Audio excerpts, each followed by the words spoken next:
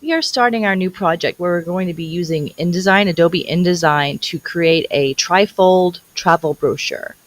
And before we begin using InDesign, once I start introducing it, we will be using the content we're creating here to put onto the brochure. So as far as content, we're going to go ahead and put those on the Google Slides like we've been doing in the past. So you're going to make a multi-page Google slideshow.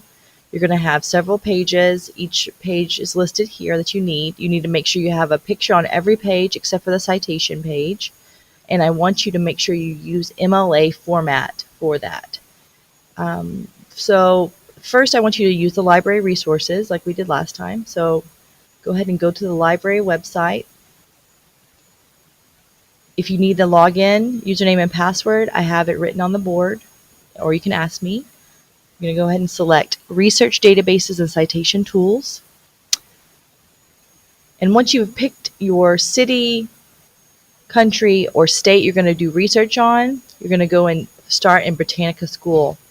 I recommend you find that you select a city, state, or country that is not so remote that there's nothing to be found on it. For instance, a few people were doing or wanting to do Antarctica, and you're not going to find a lot of festivals or particular foods about Antarctica. It might be interesting to visit, but you wouldn't be able to find that information very easily.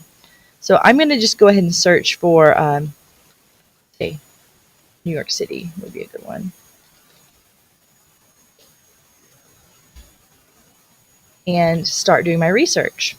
One problem that people were having yesterday was finding the population. A lot of times on Britannica School, it's in a different spot. It might be at the bottom of the page or somewhere in the middle. And a lot of these are many paragraphs long, so it's not easy to find the information. So one easy trick would be to search the whole page by doing Control F and then type in population. And let's see where it highlights population. With a population of more than 8 million.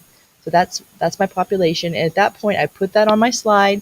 And don't forget that you need to cite using MLA format. So if you're using the library websites, it's much easier to do a citation.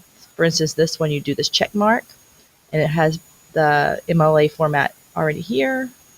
You go ahead and highlight that and put it in. You need at least 3 citations, and I want you to start with using the library databases to begin. There's also, on Britannica, they have a nice part of the pages that you're searching that has web's best sites. And these are really good, reputable websites that might not be library websites, but they're going to be reputable websites about that place. For instance, there is a official site of the city of New York. And I know that would be a reputable site. And if I say, for instance, I found a festival that was happening, I would want to cite it by grabbing the URL, and then you would go to EasyBib and put that in the citation. It creates a citation for you. So I'm going to put the website in EasyBib, click Cite It, and then we want to cite this, yes. Okay, it's done a lot of the work for you.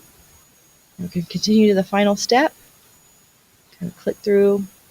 Probably not going to have a ton of this information that it's asking for, and then click Create Citation. And then you would find your MLA citation right here. You would copy that and put it on your citation page. So that should get you going. If you have any questions, please feel free to ask me. Again, if you need help with each page, you can look on the Schoology website. It has them all listed. You need a picture on every page except for the MLA page, the Works Cited page.